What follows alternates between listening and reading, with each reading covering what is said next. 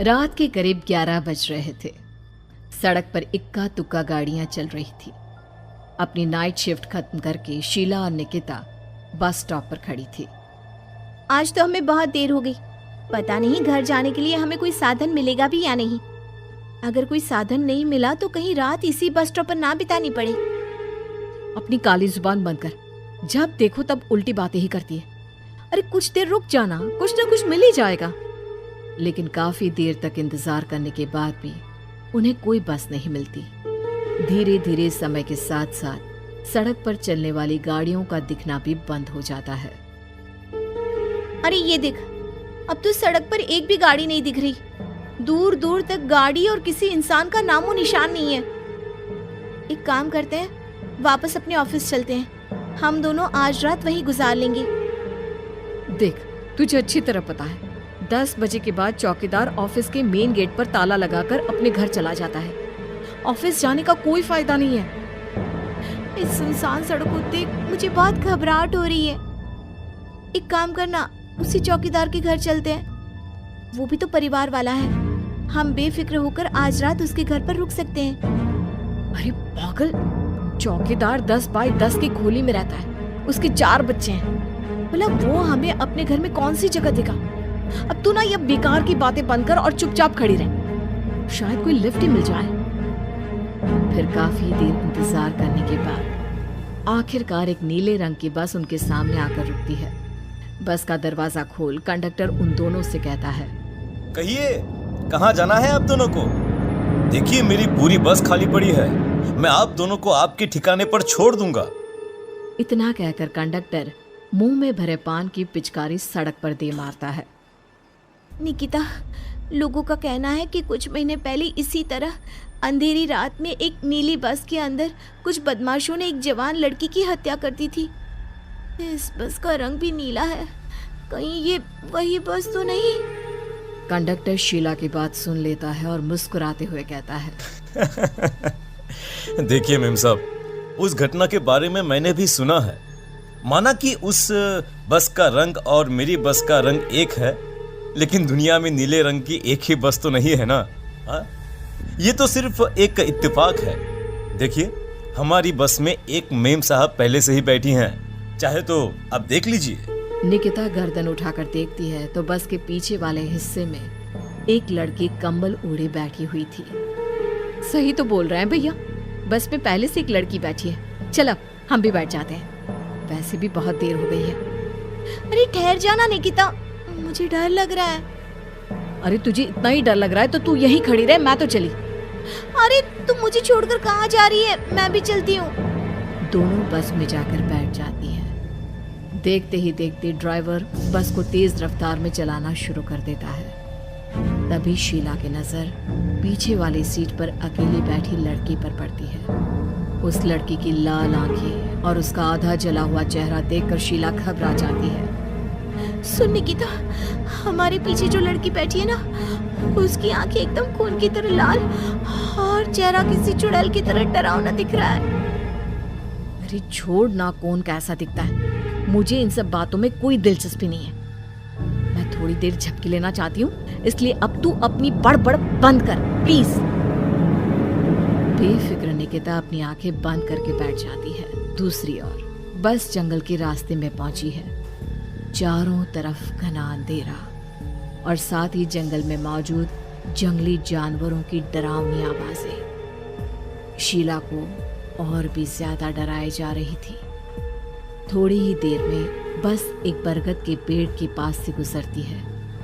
तभी अचानक बरगद की डाल पर बैठी एक बिल्ली कूदकर खिड़की के रास्ते शीला की गोद में आ गिरती है। मर गई रे, बचाओ मुझे, कोई बचाओ। शीला के चिल्लाने की वजह से निकिता की आंख खुल जाती है और वो भी घबराकर इधर उधर देखने लगती है। तभी पीछे वाली सीट पर बैठी लड़की उठकर शीला के पास आती है और बिना कुछ कहे उस बिल्ली को शीला की गोद से उठा उसे सहलाते हुए अपनी गोद में लेकर वापस अपनी सीट पर जाकर बैठ जाती है। अरे शीला, तू तो बहुत ही डरपोक है, जरा जरा सी बात पर उछल पड़ती है। मैं कल से अकेले ही सफर करूंगी। अरे मैं क्या करूं, वो बिल्ली अचानक मेरी गोद में आ गिरी। अपनी बकवास बंद कर और मुझे चैन से सोने दे। इस तरह शीला को डांटकर निकिता फिर सो जाती है, पर तभी अचानक एक झटके से ब्रेक लगाकर ड्राइवर बस को रोकता है। शीला खिड़की से बाहर झांक कर देखती है तो उसे सड़क के किनारे एक काला आदमी खड़ा दिखाई देता है। उसकी बड़ी बड़ी दाढ़ी और अजीब से कपड़े देखकर शीला को घबराहट होने लगी। क्या हुआ ड्राइवर भैया, आपने बस क्यों रोक दी? अरे वो देखो, वहाँ वो सड़क के किनारे एक आदमी खड़ा है, उसी के लिए मैंने बस रुकवाई है। शीला निकिता को धक्का देकर नींद से जगाती है। अरे अब क्या हुआ? वो देख, सड़क किनारे कितना डरावना आदमी है। उसका अजीबोगरीब हुलिया देखकर लगता है जैसे कोई शैतान खड़ा हो। अब शीला की तरह निकिता भी उस आदमी को देखकर थोड़ा डरने लगती है। कंडक्टर, क्या तुम उस आदमी को बस में चढ़ाने वाले हो? उसे देखकर हमें डर लग रहा है, उसे बस में मत चढ़ाओ। अरे डरने की कोई बात नहीं है मेम साहब, ये आदमी जंगल के पीछे वाले गांव में रहता है। ये रोज इसी वक्त मेरी बस में बैठकर पड़ोस वाले गांव में जाता है। और वैसे भी ये बेचारा गूंगा है। अगर आप लोगों को डर लगता है तो मैं इसे ड्राइवर के बगल में बिठा देता हूँ। ओह अच्छा, ठीक है। फिर कंडक्टर का इशारा पाते ही वो आदमी बस में सवार हो जाता है। ड्राइवर दोबारा एक्सीलेटर पर जोर देकर बस को आगे बढ़ाता है। थोड़ी ही देर में बस एक घाटी पर चढ़ती है। बस के एक तरफ गहरी और डरावनी खाई थी, पर ड्राइवर को इस बात से कोई फर्क पड़ता नजर नहीं आ रहा था। वो लगातार बस की रफ्तार बढ़ाकर बस चलता जा रहा था। ड्राइवर भैया, आप देखते नहीं क्या बगल में इतनी गहरी खाई है? बस की रफ्तार लगातार बढ़ाए जा रहे हो, थोड़ा धीरे चलाओ ना। अरे मेम साहब, घबराने की कोई बात नहीं है, ये तो मेरा रोज का काम है। मैं तो यहाँ इसी रफ्तार से बस चलाता हूँ। आप बेफिक्र होकर अपनी सीट पर बैठ जाइए, आपको कुछ नहीं होगा। ड्राइवर के कहने पर निकिता शांति से बैठ जाती है। कुछ दूर चलने पर अचानक ड्राइवर बस को सड़क के किनारे रोक देता है। शीला एक बार फिर खिड़की के बाहर झांक कर देखती है, लेकिन इस बार उसे कहीं कोई दिखाई नहीं देता। अरे अब क्या हुआ? तुमने बस क्यों रोक दी? यहाँ तो दूर दूर तक कोई भी नहीं दिखाई दे रहा। ड्राइवर उसकी बात का कोई जवाब नहीं देता, पर कंडक्टर बोल पड़ता है। ये हमारी फेवरेट जगह है, हम अपने सारे अच्छे काम यहीं पर करते हैं। अब हमारा प्रोग्राम खत्म होने के बाद ही बस यहाँ से आगे बढ़ेगी। इतना कहते ही कंडक्टर सीट के नीचे रखी एक शराब की बोतल निकालता है। अरे ये सब क्या है? तुम्हारे बस में सवारी बैठी है, उन्हें घर पहुंचाने की जगह तुम यहाँ सड़क के बीच में बस रोककर शराब पियोगे? बस में लड़कियों के बैठे हुए भी तुम्हें ये सब करते हुए शर्म नहीं आती? कंडक्टर कोई जवाब नहीं देता और मुस्कुराते हुए शराब पीने लगता है। तभी ड्राइवर और दूसरा आदमी भी कंडक्टर के साथ मिलकर शराब पीने लगते हैं। निकिता, मुझे इन तीनों के इरादे कुछ ठीक नहीं लगते। हमने इस बस में बैठकर बहुत बड़ी भूल कर दी। तू घबरा मत, मैं हमेशा अपने पर्स में छोटा सा चाकू रखती हूँ। उसके रहते ये तीनों हमारा कुछ नहीं बिगाड़ पाएंगे। देखो गज्जू भैया, हमारी बस में इस समय 3 जवान लड़कियां बैठी हैं। कहो कहो सबसे पहले किसका शिकार किया जाए? मैं तो कहता हूँ कि सबसे पहले वो जो पीछे अकेले जो बैठी है ना, उसे पकड़ कर लाओ। उसके बाद इन दोनों का प्रोग्राम फिट करेंगे। ठीक है, जैसी तुम्हारी मर्जी। अब वो आदमी पीछे वाली सीट पर बैठी लड़की के पास पहुंचकर उसका हाथ पकड़ लेता है, लेकिन तभी अचानक उस लड़की की आंखें जरूरत से ज्यादा बड़ी और लाल होने लगती हैं। उसका चेहरा गुस्से से लाल और उसके मुंह से नुकीले दांत दिखने लगते हैं। अरे अरे अरे ये क्या? ये लड़की अचानक इतनी खतरनाक कैसे बन रही है? इतने में वो लड़की उस आदमी को उठाकर वहीं सीट पर पटक देती है।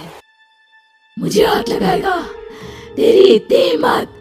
जोर से चीखते हुए वो लड़की उस आदमी पर हमला कर देती है और पल भर में ही उस आदमी का काम तमाम हो जाता है। ये देख ड्राइवर और कंडक्टर के होश उड़ जाते हैं। इतने में ड्राइवर अपनी जान बचाने के लिए तुरंत बस से बाहर कूद जाता है, पर तभी बस के पीछे की तरफ से तेजी से आ रहा एक ट्रक उसे कुचल कर चला जाता है। एक ही पल में अपने दोनों साथियों की मौत देख अब कंडक्टर के हाथ पैर कांपने लगते हैं। ये सब देख निकिता और शीला के भी होश उड़ जाते हैं। वो चुपचाप अपनी सीट पर ही छुप कर बैठी रहती हैं। अरे अरे कौन हो तुम और तुम इतनी भयानक कैसे बन गई? अब वो लड़की गुस्से में गुर्राते हुए कंडक्टर का गला पकड़ लेती है।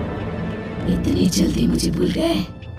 कुछ महीनों पहले तुम तीनों ने बड़ी बेरहमी से मेरी हत्या की थी और फिर शहर छोड़कर भाग गए। कई दिनों से मैं तुम तीनों के इंतजार में भटक रही थी। आज जाकर मेरा बदला पूरा होगा। अब तू भी अपने साथियों की तरह जहन्नम पहुंच जाएगा। अब वो लड़की कंडक्टर को उठाकर बस के पास मौजूद खाई में फेंक देती है। कंडक्टर एक बड़े पत्थर से जा टकराता है और उसकी भी मृत्यु हो जाती है। दूसरी तरफ ये सारा नजारा देख शीला और निकिता बेहोश हो जाती है। अगली सुबह जब उन दोनों को होश आता है तो वो अपने आप को एक सरकारी अस्पताल में पाती है।